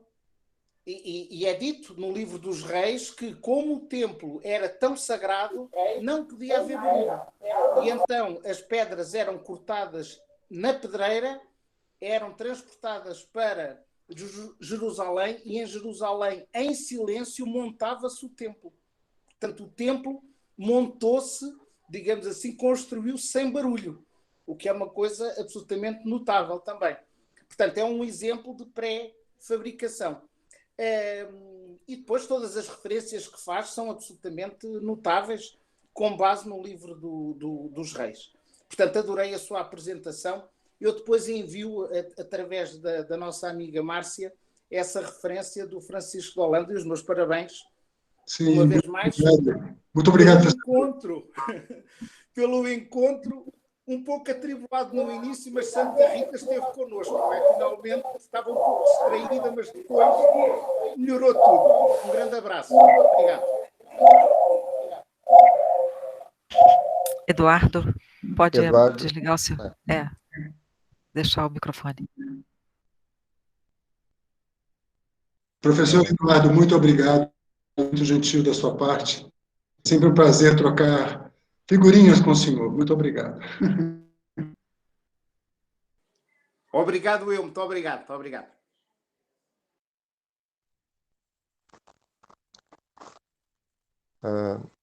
Eu acho que tem mais alguma questão.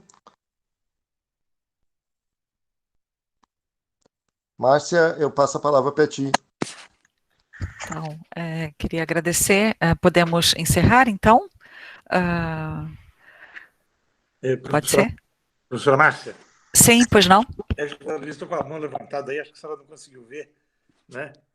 Eu queria fazer uma pergunta. Desculpa. É José Luiz falando. Eu queria fazer para o professor Marcos, primeiro agradecer a ele essa brilhante palestra, o Rafael também, Azevedo, apesar das interrupções, eu nunca vi isso acontecer, invasão assim desse jeito, né? Mas, professor Marcos, eu também estudo muito essa parte de altares, retábulos, né?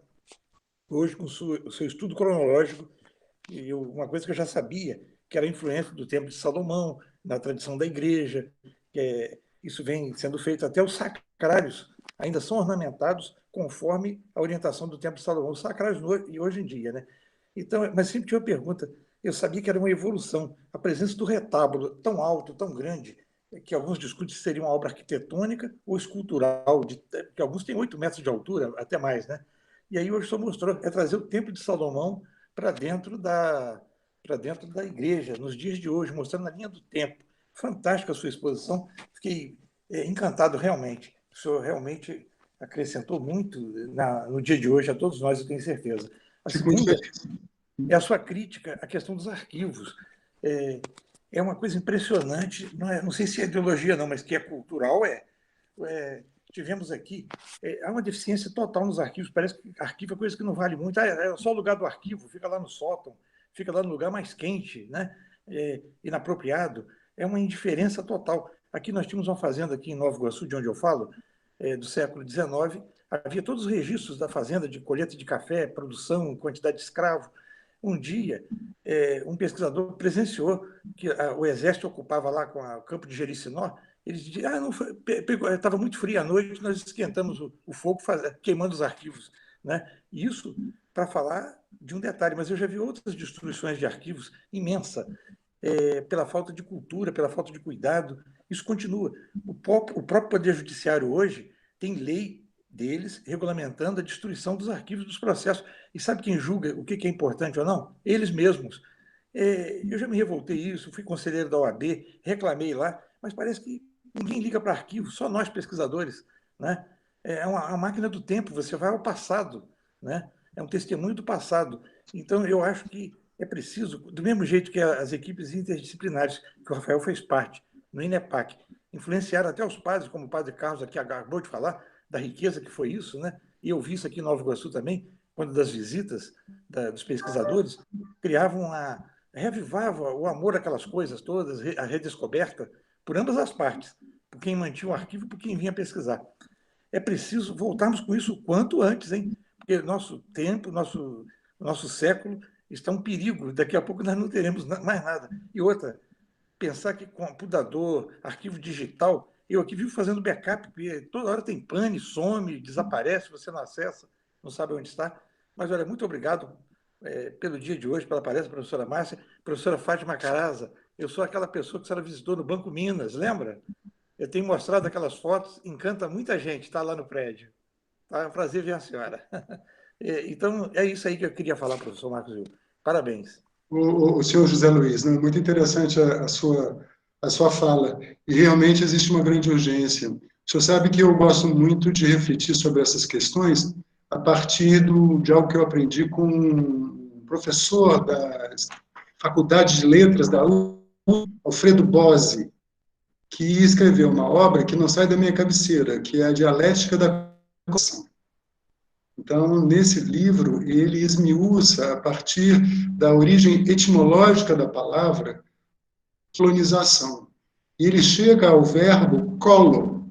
O verbo colo, em latim, significa eu semeio. é um verbo diretamente ligado à agricultura, que tem seu particípio passado, cultus, e seu presente, cultus.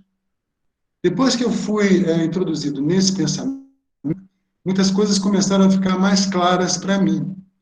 Então, e tem muito a ver com todo esse processo de desenvolvimento da humanidade, no momento em que a humanidade começa a conhecer com mais profundidade a natureza e começa a ter capacidade de, em grupos, se fixar numa terra, porque já conhece o fogo, e com isso conhece a cerâmica, desenvolve a agricultura, no mesmo local, garante o alimento para si, no presente. Esse local fixado, ele começa a ser impregnado com uma memória, porque o tempo passa, e os primeiros que ocupam morrem e voltam para a Terra. Então, essa memória estaria diretamente ligada ao particípio passado. Cultus, eu semeei. Olha só.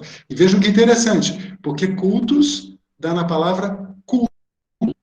Então, para mim, na verdade, uma atitude de reverência a quem veio antes e que garantiu que nós chegássemos depois. E sem essa reverência ao culto, ao passado, no agora, que é o colo, não existe culturos, não existe futuro, não existe cultura.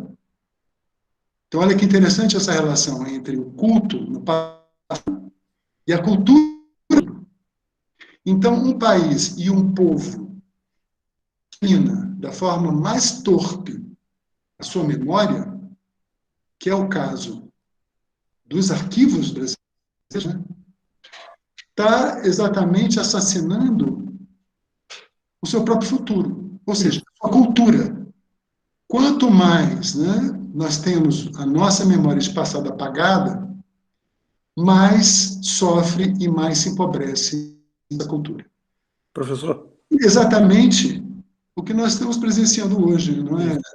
Mas, professor, a defesa tem que sair daqui. Nossa, não vai sair deles, não, a solução. Com certeza. Não vai sair de nós, não vai com sair certeza. deles. E no mundo em que o lucro é muito mais além do que qualquer outra coisa, que culto, que cultura, que nada. Né? O presente, ele ocupa tanto o passado quanto o futuro, e o objetivo é se lucrar. Né? Eu sou muito grato ao Alfredo Bose, não sei se algum dia o encontrarei na vida, mas foi um desses mestres que, assim como Robert Smith também, no caso específico da tipologia da talha, esses mestres que me ajudou muito a resolver certas questões que iam aparecendo na medida em que eu ia aprofundando o meu conhecimento, os meus estudos. E eu prezo muito essa conversa que ele estabelece no livro sobre essa relação entre colonização e agricultura e sobre esses tempos do culto, o tempo do presente, que é o momento em que eu estou ocupando a terra, estou lavrando a terra e estou garantindo o alimento para mim e para os meus, né? Com a possibilidade dos próximos que vierem, né, na cultura, através da transmissão da cultura, poderem fazer o mesmo que eu, se apropriar da mesma terra, garantindo o alimento para os seus. Então, deixa eu arrematar aqui. Eu sou de interior, né? E eu, desde criança, acostumado a ver, na hora da colheita do milho, as melhores espigas, as melhores sementes, é que nós guardávamos para plantar na próxima cultivo, né? Isso então, é cultura. É cultura. Isso é cultura da melhor qualidade. É a melhor semente que é guardada. Isso é cultura da melhor qualidade. Um exemplo melhor impossível. Muito bem, muito obrigado. Ô, doutor José Luiz, também queria agradecer, tá? As suas palavras. Para quem não conhece, eu acho que Nova Iguaçu, a Diocese de Nova Iguaçu, a Baixada Fluminense, deve muito ao doutor José Luiz. Ele é um grande arauto do patrimônio, grande defensor da memória da Baixada. Então, minha manifestação aqui de gratidão e de admiração.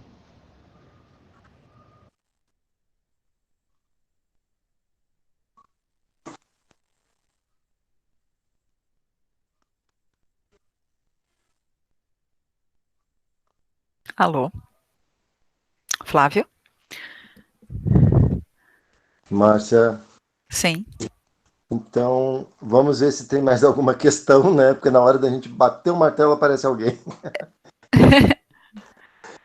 Mais alguém que o professor Eduardo Duarte está com a mão levantada. É outra pergunta ou o senhor esqueceu de abaixar a mãozinha? Peço desculpa, esqueci-me. Sem problemas. Estou a dizer adeus. Até mais, professor. Obrigada, Eu queria agradecer e elogiar pelo chat, mas o chat eu não consigo escrever. Não, então, muito obrigada pelas palestras, estava tudo muito legal. Muito obrigado.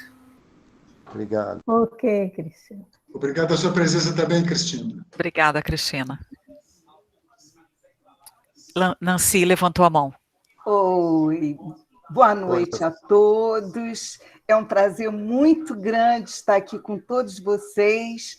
Rafael, amigo antigo, que desde o primeiro momento que eu o conheci, eu o admirei pela sua maneira de falar fluente, pela sua excelente forma de expressão, pelo seu interesse pela arte, pela cultura. Lembra, lá na Capela do Burle Marx, que, aliás, quer dizer, na Capela de Santo Antônio da Bica, Márcia, que tem Isso. a ver, isso, e que nós comentávamos sobre as imagens.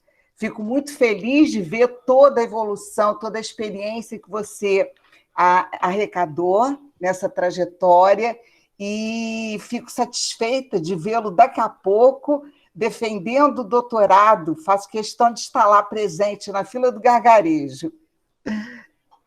E Marcos Rio, nossa, mais uma vez, estou em êxtase aqui, muito satisfeita. Da mesma forma que a pessoa que falou anteriormente, eu, infelizmente, não marquei, não vi, né? Não chegou a sinalizar para mim, mas eu queria agradecer enormemente e manifestar realmente a minha admiração. A minha dissertação de mestrado também foi sobre retábulos, né?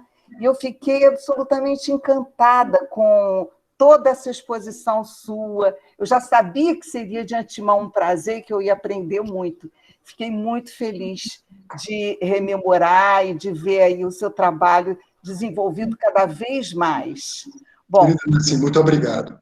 Imagina, queria agradecer a todos e dizer também a todos que não está sendo mencionado aqui, todos nós temos tantos professores.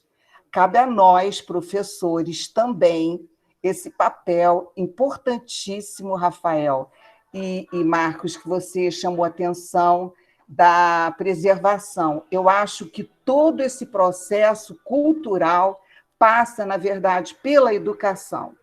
Tudo isso que nós passamos, até não gostaria nem de mencionar de novo anteriormente, a falta de respeito que nós tivemos, esse fato desagradável que ocorreu, tudo isso eu penso que passa pela educação. Foi um processo que, infelizmente, nosso povo sofreu e hoje é vítima de essa política educacional deficitária há tanto tempo, que desencadeia todo esse processo de má interpretação de certas situações, né, de certos contextos importantíssimos, como o que estava sendo discutido aqui hoje. E fico muito contente de ver que a nossa Baixada, que tem um acervo tão bonito, tão grande, está sendo agora foco de alguma atenção, de cuidado e de carinho, né? Encontrei coisas belíssimas lá e realmente é muito bom saber que alguma coisa tem sido feita. Seu José Luiz Teixeira está também de parabéns pela sua luta, né? Que, assim como o senhor, eu sei que tem outros, o Clarindo, por exemplo, é um também que atua bastante na área. Bem, muito obrigada, Márcia, foi um grande prazer estar aqui hoje. Obrigado, tá, Nancy? Um grande abraço, um abraço apertado. Obrigada, igualmente, Rafael. Eu também quero te dar um abraço apertado, viu? Ah, que bom, que bom. Da mesma forma. Hoje é dia do abraço, né? Obrigado aí pela...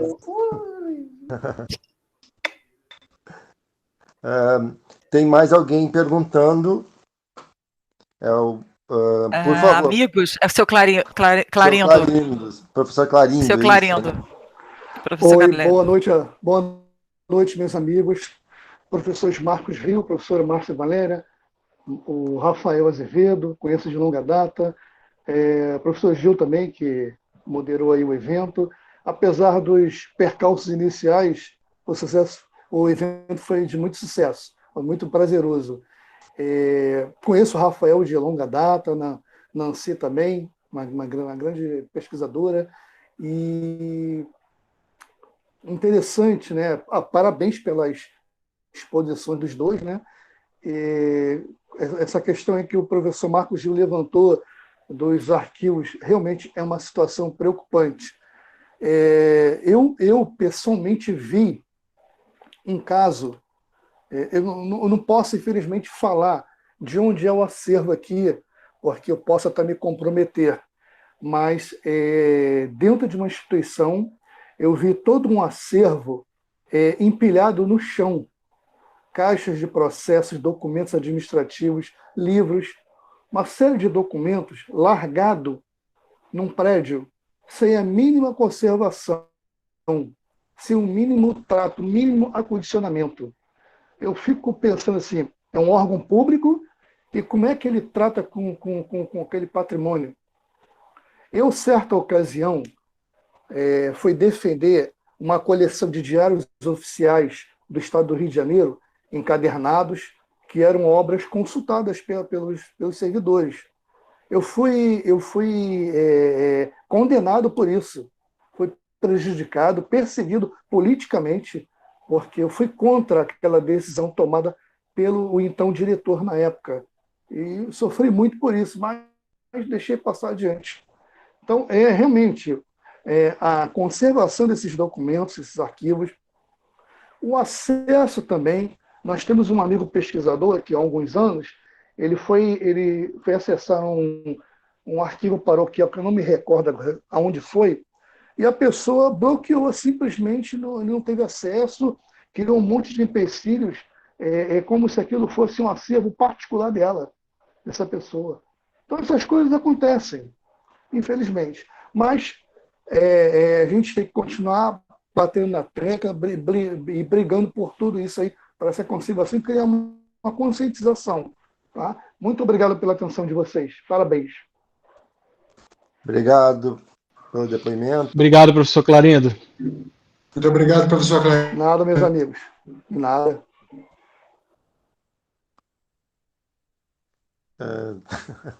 Vamos ver se tem mais alguma questão, uma pergunta, algum depoimento. Agora a gente vai fazer que nem leilão, né? Bater até 3. Se não aparecer, a fala é da Márcia.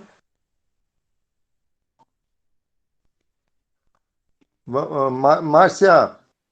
Então. Vai lá. Fala. Podemos, então? Podemos. Bom, queria agradecer imensamente Rafael Azevedo pela disponibilidade de nos apresentar esse estudo e já... claro, uma possibilidade de você dar continuidade nessas considerações que você vinha fazendo, serão ótimas. Temos aqui o senhor Clarindo, que na apresentação da Nancy se apresentou aqui na sala, então eu fiz o favor de não esquecer dele para trazê-lo a este dia, e claro, o convite será sempre extensivo ao senhor, a todas as demais palestras, senhor Clarindo. Obrigado. É uma importante contribuição. Eu fiquei encantada quando conheci Rafael Azevedo por conta de uma amiga que me conduziu a falarmos de projetos, e logo, imediatamente, fiquei muito contente por ter visto aqui, senhor Clarindo, de fato, um pesquisador jovem, né? Todos nós somos muito jovens, né, Nancy? Pesquisando, incansáveis. Oi? Vanderleia canta isso, né? Boa! Somos incansáveis, seu Cláudio.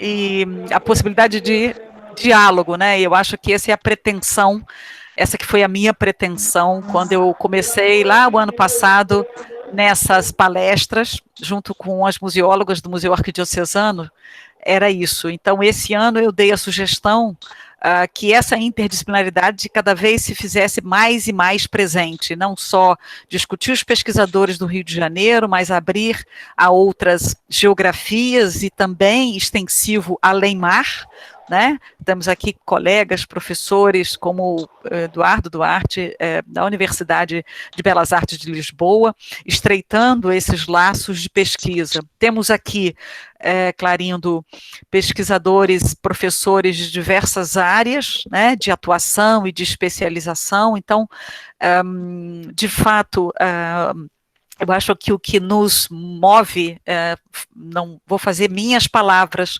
em nome da organização, né, é essa arte em diálogo, que é justamente o subtítulo deste seminário. Então, professor Marcos Rio, também um querido amigo que nos brindou e tem nos brindado com sua participação sempre entusiasta e erudita nas nossas palestras, também o meu agradecimento e é isso, faço minhas suas palavras quase que de ordem, Marcos Rio, de fato, é através da cultura que nós vamos trazer o engrandecimento dessa juventude.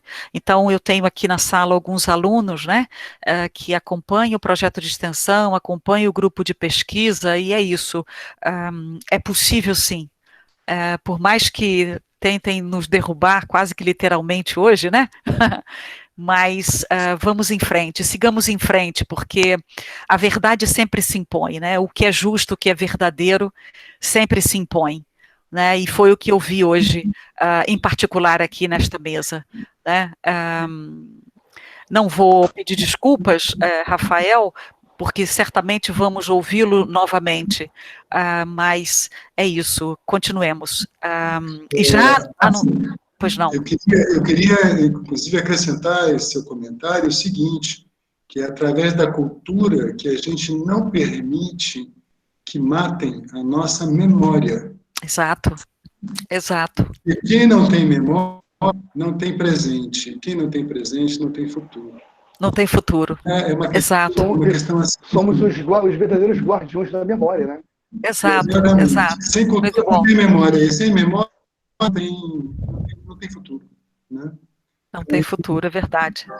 Bom, eu antes de passar a palavra para Fátima, então só para convidá-los já, a nossa próxima palestra no dia 5 de junho será dos altares à sacristia, ourivesaria, vestes litúrgicas e o seu uso. Teremos aqui a professora Helena Zeda, da Unirio, e a museóloga Fátima Caraza, para nos brindar com esse outro tema em diálogo, como sempre. Muito bom, né? Muito bom. E, sim, Rafael, está aqui na sala Elaine Tavares de Guzmão, então vai voltar o tema da Baixada, vai voltar o tema da padroagem, das devoções, então aguardem, gente, temos até dezembro muito diálogo e muita cultura e, com certeza, muita memória. Fátima. Olha, foi ótimo, apesar de tudo, foi muito bom. Eu agradeço a todos, tá? Professor Flávio Gil, Marcos Rio, ao Rafael, foi bom revê-lo novamente, o que ele estava falando sobre, né, a época do inventário, eu aprendi muito, quer dizer, para o aluno é muito importante mesmo, foi ótimo. Inclusive, até da Baixada também, né, Rafael? Foi lá em Nova Iguaçu, né? Isso, foi muito bom conhecer aquele acervo. E também Obrigado, agradecer a presença do José Luiz Teixeira, que também foi daquela época, né, lá da Baixada. Foi um prazer revê-lo novamente. Tá? E espero, continuamos aqui daqui a 15 dias. E agradeço a presença de todos em nome do museu. Tá? Boa noite a todos. Mas não saiam, tá? Só um minuto, que eu vou desgravar aqui, só um minuto.